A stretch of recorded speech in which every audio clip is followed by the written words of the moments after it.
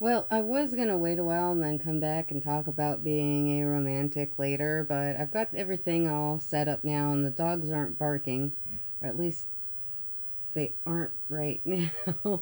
If I can keep from hitting my head on the wall and making them think that somebody's knocking, that would probably help. But at any rate, let's talk about being aromantic.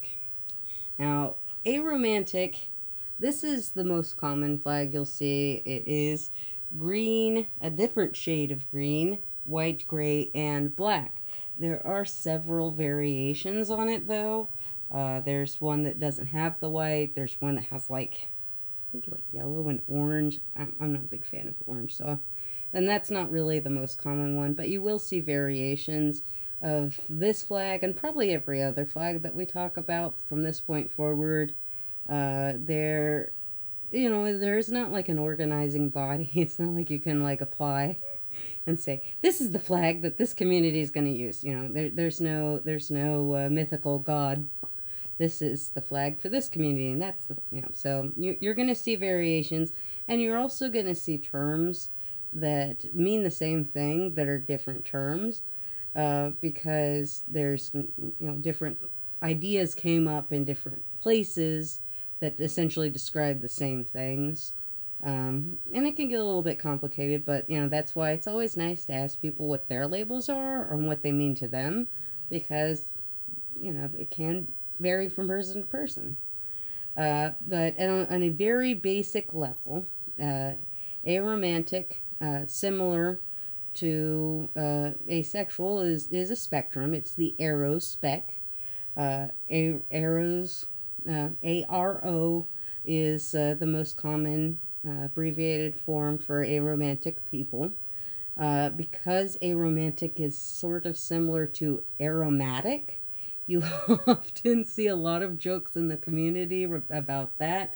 The first time I ever went to a march, I went to the Women's March in Orlando a few years back, and I took a sign that said that I was aromantic, and I had someone come up to me like, first I thought that said aromatic, and then I'm like, that's not what it says. And she did come up to me and asked me what it meant, and so, I mean, that was kind of why I took a sign about it to a rally. But that's a common thing within the community. There's not as much sort of culture in the aromantic community as there is in the ace community, primarily because the term is newer, significantly newer than asexual. It didn't exist, I believe, until the late aughties, I want to say. I did not become familiar with it until I was in my early 30s, which was like 7 or 8 years ago at this point. And I didn't really embrace it as a label until I was about 35. That said, I always kind of knew that's what I was, but I didn't have a term for it. It didn't literally exist. And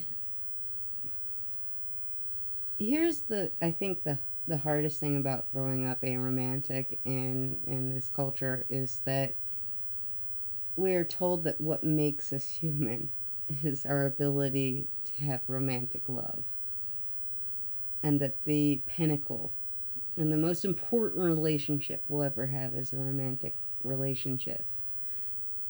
And when you're romance repulsed like I am, and you can't make yourself want that, it's really hard to process.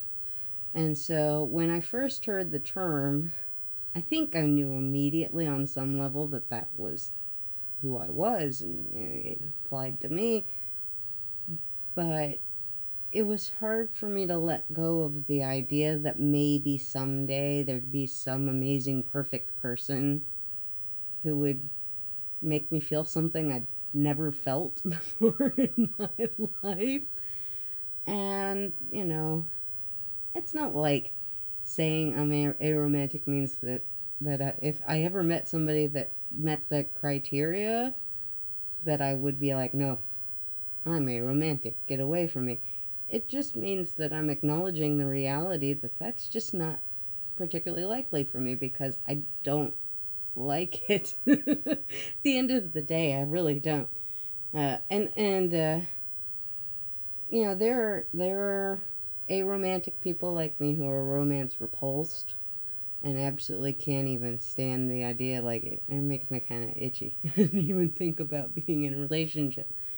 And then there are people that date that are aromantic. It's a whole spectrum, and the way that people's identities work for them is different. So, um, when I was younger, I was what we called lethoromantic, meaning that I had an intense desire to have a romantic relationship, but if I ever had any of those feelings reciprocated, they're just like, I didn't actually want a relationship, I just liked the idea. I found it intriguing. And that sort of has changed as I've gotten older, and that's a common thing with identity, is that it can fluctuate and change in your life, and that doesn't invalidate what you feel at any given time. Um, it's just really complicated to try to move through life as somebody who doesn't feel the need or desire to have a relationship, or violently it feels opposed to the idea of being in a romantic relationship. Our society is built for pair bonds. The nuclear family is what it is all about, and it's we're expected to have someone to share bills with, and household chores, and uh, you know to take care of us if we're sick, or any number of things. And we look down on people who aren't pair bonded.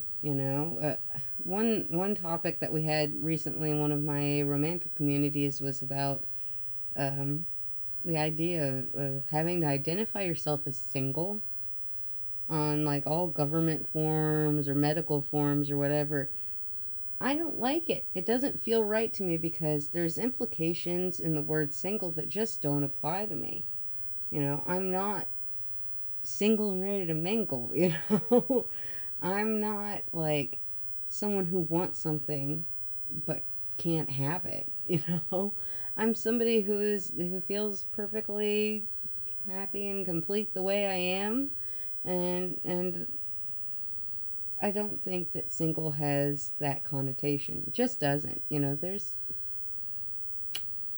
nothing wrong with being single, by choice or otherwise, but our society puts a lot of negative connotations on that word. There's implications behind it that are insulting. And I think that's one of the hardest things about being a romantic, is that there's just always this undercurrent of you being a failure, because you haven't managed to achieve the most basic thing that a human should do. That's an awful feeling, isn't it? But I gotta tell you, once I actually embraced the term and I found my community, it's been wonderful. Well, now I don't beat myself up for being who I am, and not being someone that I thought I should be, or wanting things that I thought I should want, but I didn't want. And boy, it's liberating. It's a wonderful thing to have the words to describe your experience. And so, whether or not people use micro labels in the long term, I'm so glad they exist now, because they're allowing us to talk about things and different variations on being human that are all valid, and and perfect. You know, we're all perfect the way we are. We what makes humans isn't love. It's all of our variety. It's all of the variation, because it allows us to try new things and push forward. And you know, for me, I think evolutionarily I'm an important part of society, even though I'm not married. I never want to be. I don't have children, and I don't believe I ever will. But I'm a wonderful auntie. Let me tell you, I am a very good auntie. I take care of all of my nieces and nephews, and you know, I've adopted a whole bunch of extra ones that I'm not biologically related to, and I love them and I take care of them as best I can from far, far away. But I make sure they know that their auntie loves them, and I think that there's a place in society for people like me, you know, that gets to be the auntie that just is the cheerleader on the sidelines. I think you need adults in your life that aren't your mom and your dad or your grandparents or whatever, you know. And so I feel very strongly that I have a place in society and that I'm important to society, and I didn't feel like that before I found my community.